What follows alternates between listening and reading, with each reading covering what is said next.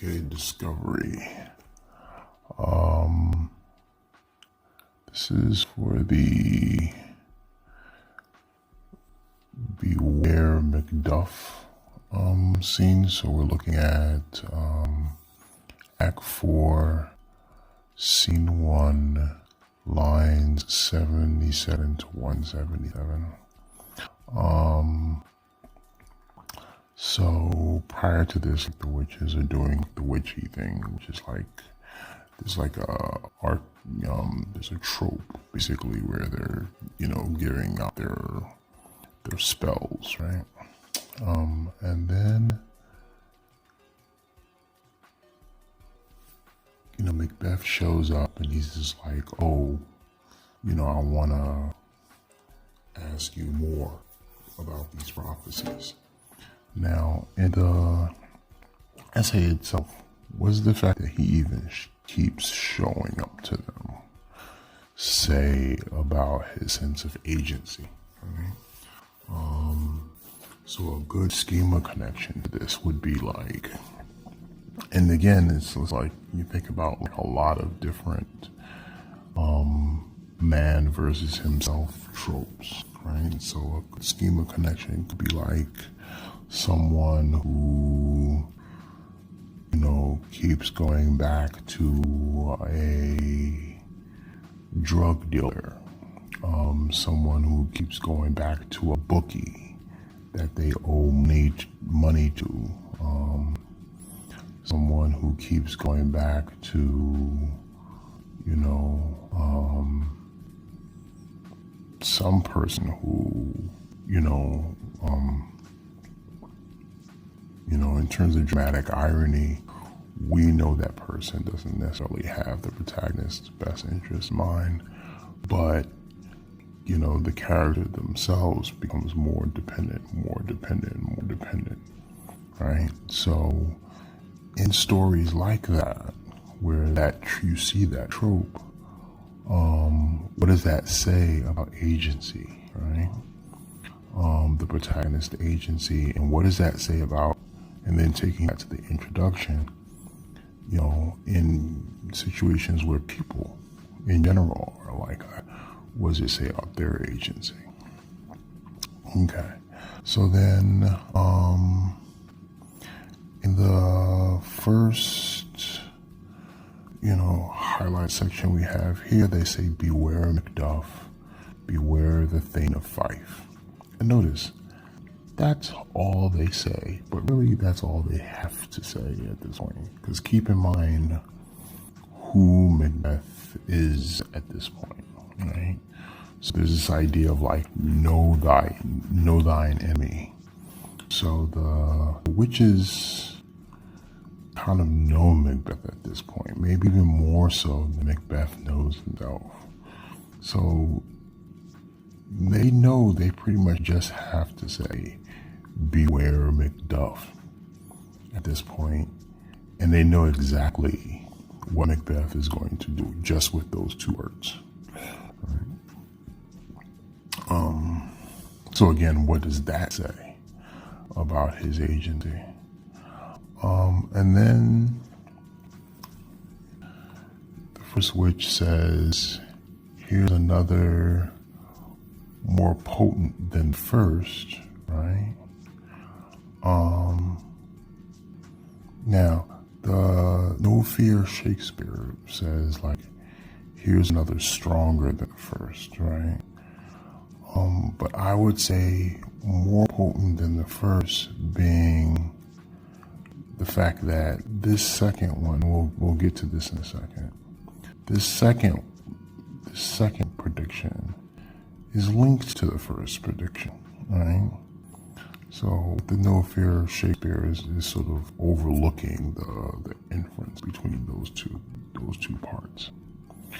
So the second prediction says, laugh to scorn the power of man, for none of woman born shall harm Macbeth. Well, we know that this person and those persons are the same guy. It's the same dude. It's Macduff, right? And basically they're saying, you guys have read the end of this already. We know that Macduff was born of C-section, right? And they're saying the guy that's gonna kill you, right, is this guy who wasn't born a woman. And that's Macduff, right? So this goes to the devil's trope, because they're not lying to Macbeth, right? They're just not telling him, and this is the devil's trope, they're not telling him the entire truth, right? So, now we're starting to see how the things that Banquo was saying, right, were foreshadowing this situation.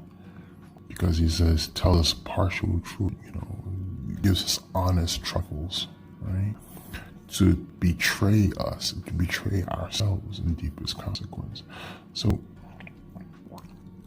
just doing this, saying beware Macduff, they know Macbeth is going to have a reaction, right? And then they're saying, yeah, and the guy that, you are mostly going to be afraid of is the guy who was born of C-section, who is this guy, right?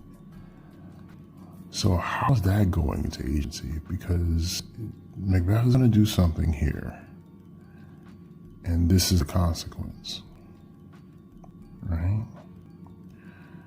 So therefore, in terms of agency, who is responsible for that?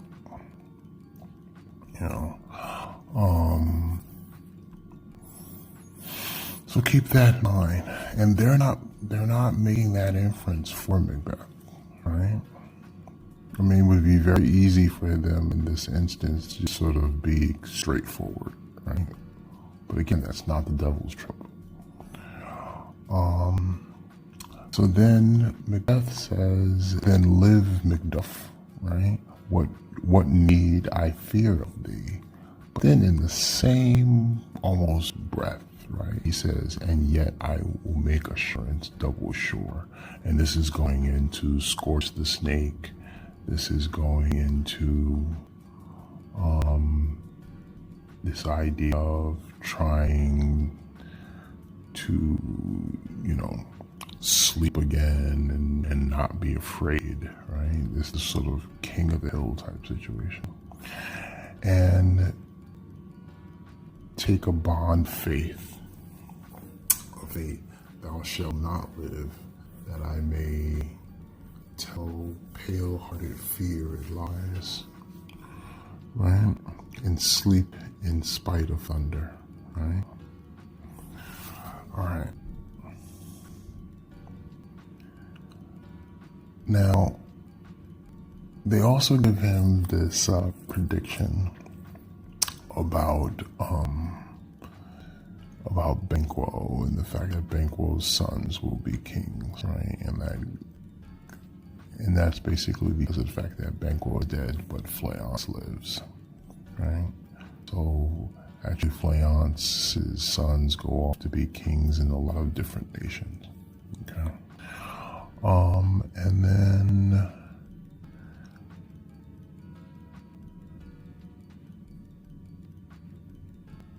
so the same situation here, right?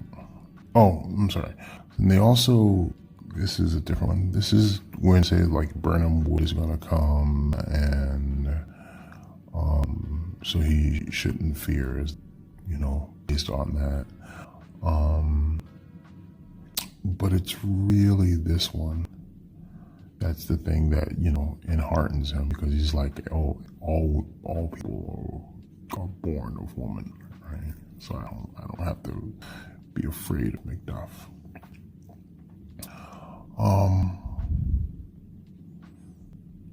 I put these in red really because of the fact that, while they relate to this idea of agency,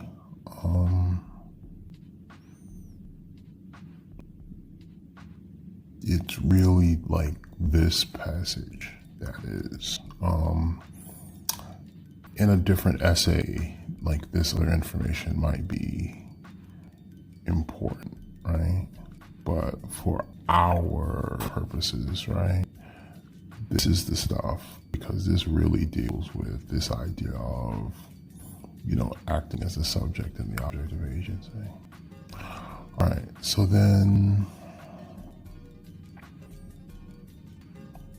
we keep going down. And then Macbeth says, he's talking to Lennox, and he says, "The castle of Macduff I will surprise, seize upon Fife, give to the edge of the sword his wife, his babes, and all unfortunate souls that trace him in his line," right? And every time I read this, and I gave you guys a link for the Untouchables, and there's a really great line that Al Capone, the original Scarface, uses, where he's just like, "I want him dead. I want his family dead." I always think about that when I see this, where he's basically saying, like, I don't necessarily just want him dead. I want everybody in that entire castle, dead. His kids, everybody, right? Okay. And then how does that, in terms of agency, lead to check my time here. How's that, in terms of agency, lead towards the following events towards the end? Okay. All right. So going here, this is the assignment. And let's just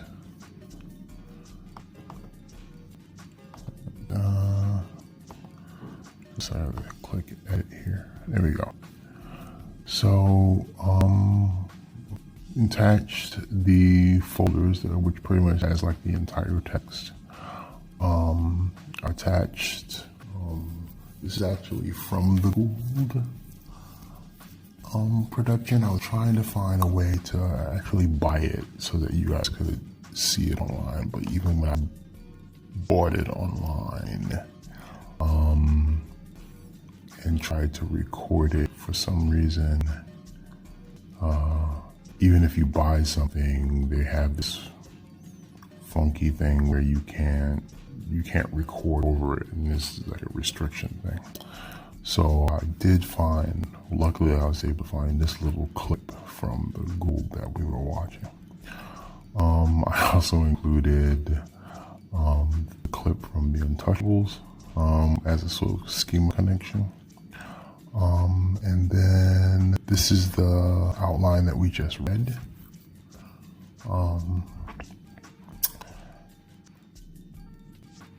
And this is where you're going to write the essay. And these are just basically, again, like general essay instructions. So, they pretty much stayed the same. An introduction is the archetype that you're talking about, people and agency in general, and the changes that they go through that affect their agency. The body is where you're going to, present your analysis of the actual play. And then the conclusion, kind of like this, where it's just like with the Untouchables, it's just like, okay, there's a connection between this and other examples, either be it in actual real life, which you give a concrete example, or text-to-text schema connecting, right? Okay. All right. So that'll be it. I think we're coming in at under 20. Yep, 14 minutes. All right. So I hope everybody is happy and healthy. I've also started to set up office hours during the week around like 12 o'clock, except for Thursday, which is third period, which will be at 11 o'clock because I have a meeting afterwards with the staff on Thursdays. So again, I hope you guys are happy and healthy. hug your loved ones, and take care.